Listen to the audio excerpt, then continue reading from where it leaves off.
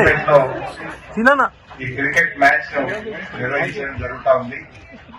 తెలంగాణ రాష్ట్ర సాధకులు తెలంగాణ ముఖ్యమంత్రి కేసీఆర్ గారి జన్మదినాన్ని పురస్కరించుకొని ప్రతి సంవత్సరం ఫిబ్రవరి 17వ తేదీన ఈ గేమ్ మనం ప్రారంభించుకున్నాం. ఈసారి విశేషం ఏంటంటే జర్నలిస్టులు కూడా ఇంట్లో భాగస్వామ్యం కావడం చాలా సంతోషం. 6 టీములుగా జర్నలిస్ట్ అందరూ కూడా దీంట్లో పాల్గొని మరి ఈ రోజు మీడియా టైగర్స్ మరి ప్రథమ స్థానంలో నిలిచినందుకు వారందరికీ నా హృదయపూర్వక శుభాకాంక్షలు. అదేవిధంగా ద్వితీయ స్థానంలో night Lions second place runners గా నైట్ లయన్స్ టీం నిలిచింది. వారికి కూడా నా శుభాకాంక్షలు తెలియజేస్తూ ఈ గేమ్ లో పాల్గొన్న జర్నలిస్టులందరికీ కూడా హృదయపూర్వకంగా అభినందనలు తెలియజేస్తూ మా జర్నలిస్టులకు కూడా రోజు ఎంతో టెన్షన్ లో రాత్రి పగలనుకుంటా ఎంతో కష్టపడి ప్రజలకు ప్రభుత్వాలకు మధ్య ప్రజాస్వామ్యాన్ని కాపాడడానికి జర్నలిస్టులు అందరూ కూడా కృషి చేస్తూ ఉంటారు. అయితే ముఖ్యంగా కాంగ్రెస్ ప్రభుత్వం అధికారంలోకి వచ్చిన తర్వాత జర్నలిస్టుల విషయంలో చిన్న చూపు చూస్తా ఉన్నారు. ఎందుకంటే ఇంతవరకు 2.5 సంవత్సరాలైంది అక్రిడేషన్ కార్డే రాలేదు. రోజుకొక నియమ నిబంధనలు పెడుతూ ఎలా కోత పెట్టాలి, అక్రిడేషన్ కార్డులు ఎలా తగ్గించాలి అనేటువంటి ప్రయత్నం చేస్తున్నారు తప్ప ఈ రోజు వరకు ఒక్క అక్రిడేషన్ కార్డు కూడా ఇవ్వనటువంటి ప్రభుత్వం ఇవాళ కాంగ్రెస్ ప్రభుత్వం. ఇంకా బాధ కలిగేది ఏంటంటే ఆనాడు నేను ఆరోగ్య శాఖ మంత్రిగా ఉన్నప్పుడు కేసీఆర్ గారి ఆదేశాలతో employees health scheme, journalist health scheme కూడా తెచ్చాం. క్యాష్లెస్ స్కీమ్ ఎట్లయితే ఎంప్లాయీస్ కి ఇస్తున్నామో జర్నలిస్టులకు కూడా కార్పొరేట్ ఆసుపత్రుల్లో క్యాష్లెస్ స్కీమ్ కు ఆనాడు జీవోలు కూడా ఇచ్చాం. కానీ మొన్న కాంగ్రెస్ ప్రభుత్వం ఉద్యోగులు తమ బేసిక్ పేలో 1.5% కట్టాలి, ఆ 1.5% కడితే రాష్ట్ర ప్రభుత్వం 1.5% ఇస్తూ ఉద్యోగులకు మాత్రం తెచ్చారు, జర్నలిస్టులకు మొండి చేసి చూపినారు. మరి జర్నలిస్టులను ఆ హెల్త్ స్కీమ్ లో భాగస్వామ్యం చేయకపోవడం అనేటువంటిది ఇవాళ చాలా బాధాకరం. ఆనాడు కేసీఆర్ గారు 100 కోట్ల రూపాయలతో జర్నలిస్ట్ సంక్షేమ నిధి పెట్టారు. ప్రెస్ అకాడమీని 15 కోట్ల రూపాయలతో అద్భుతమైన ప్రెస్ అకాడమీ కట్టారు. కరోనాలో కూడా చనిపోయిన జర్నలిస్టులకు పెన్షన్ సౌకర్యం, కరోనాలో చనిపోయిన జర్నలిస్టులకు ఆర్థిక సహాయం, వారి పిల్లలకు స్కాలర్షిప్లు, ఇలా ఎన్నో కార్యక్రమాలు కేసీఆర్ గారు జర్నలిస్టులకు అందించారు. గ్రామీణ ప్రాంతాల్లో అన్ని మండలాల్లో కూడా అన్ని పట్టణాల్లో అన్ని జిల్లాల్లో జర్నలిస్టులకు ఇంటి స్థలాలు కూడా ఇవ్వడం జరిగింది. మరి కాంగ్రెస్ పార్టీ వచ్చిన తర్వాత ఇవాళ ఒక్కరికి ఇంటి స్థలం ఇచ్చింది లేదు, అక్రిడేషన్ కార్డు ఇచ్చింది లేదు, బడ్జెట్ లో పెట్టిన పైసలు ₹1 విడుదల చేస్తలేరు. మొదటి బడ్జెట్ లో 16 కోట్లు పెట్టిండ్రు, 16 రూపాయలు ఇయ్యలే. ఇప్పుడు ఈ 31st ఇంకో బడ్జెట్ అయిపోతుంది, ఈ మార్చి నెల. ఈ బడ్జెట్ లో కూడా 16 కోట్లు పెట్టిండ్రు, ఇయ్యాలకి 16 పైసలు ఇయ్యలే.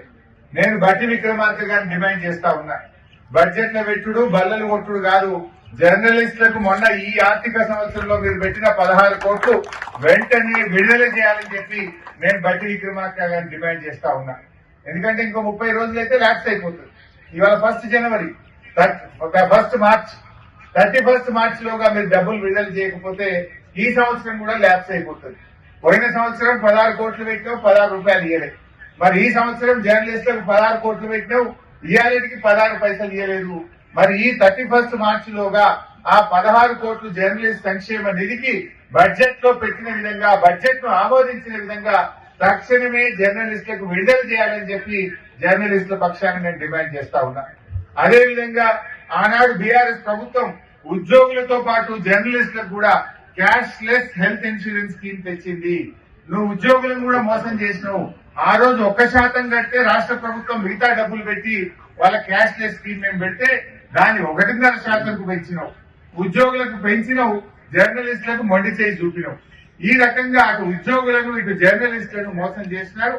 ఉద్యోగస్తులతో పాటు జర్నలిస్టులకు కూడా క్యాష్లెస్ హెల్త్ స్కీమ్ ను గత ప్రభుత్వం ఇచ్చిన జీవోను అమలు చేయాలని చెప్పి కూడా రాష్ట్రంలోని జర్నలిస్టు సంఘాల పక్షాన, జర్నలిస్టుల పక్షాన ఈ రోజు నేను ప్రభుత్వాన్ని డిమాండ్ చేస్తా ఉన్నా. ఏమన్నా మాట్లాడితే కేసీఆర్ నిందిస్తా ఉంటాం. ఎంతసేపు కేసీఆర్ నిందించుకుంటే బతుకుతాం. కేసీఆర్ గారు అన్ని జిల్లాల్లో ఇళ్ల స్థలాలు ఇచ్చిండ్రు. మరి పెద్ద ఎత్తున దేశంలో ఎక్కడ లేని విధంగా అక్రిడేషన్ కార్డులు ఇచ్చిండ్రు. ప్రెస్ అకాడమీ బిల్డింగ్ కట్టించిండ్రు, జర్నలిస్ట్ సంక్షేమ నిధి 100 కోట్ల రూపాయలతో పెట్టిండ్రు. నువ్వేం చేసినావు? 2.5 సంవత్సరాలు 1 రూపాయలు ఇచ్చినవా? ఒక్క పనైనా జర్నలిస్టులకు చేసినవా? ఆనాడేమో కమ్మని తీయని మాటలు చెప్పినావు. కేసీఆర్ కు జర్నలిస్టులు అంటే ఇష్టం లేదని, జర్నలిస్టులను కేసీఆర్ పట్టించుకోలేదని రెచ్చగొట్టినావు. అన్నాడు జర్నలిస్టులను రెచ్చగొట్టినావు. కమ్మని తీయటి మాటలు చెప్పి జర్నలిస్టులందరినీ యూట్యూబర్లందరినీ వాడుకున్నావు. ఇవాళ నువ్వు గెలిచినాక యూట్యూబర్లను గుండెల మీద దనినావు, జర్నలిస్టులకు మొండి చేయి చూపినావు. ఇప్పటికైనా వారికి ఇచ్చిన మాట నిలబెట్టుకోవాలని చెప్పి నేను ఈరోజు జర్నలిస్టుల పక్షాన ముఖ్యమంత్రి గారిని, బట్టి విక్రమార్క గారిని నేను డిమాండ్ చేస్తా ఉన్నా. మరి జర్నలిస్టులకు పెన్షన్ సౌకర్యం ఇస్తా అని చెప్పినావు, 100 కోట్ల సంక్షేమ నిధిని కొనసాగిస్తా అని చెప్పినావు, అక్రిడేషన్ కార్డులు కొనసాగిస్తా అని చెప్పినావు. ఇవాళ ఏమంటున్నావు?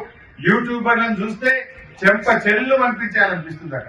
ముఖ్యమంత్రి కుర్చీలో కూర్చునే కనుక నేను కొట్టలేను, నాకు ముఖ్యమంత్రి కుర్చీలో లేకపోతే యూట్యూబర్ల చెంప పగలగొట్టుకోని అని మాట్లాడుతున్న ఒక ముఖ్యమంత్రి. అంటే నీ కథ ఏంది? అంటే ఓడదాటిదాకా ఓడమల్లప్ప, ఓడదాటినాక బోడమల్లప్ప.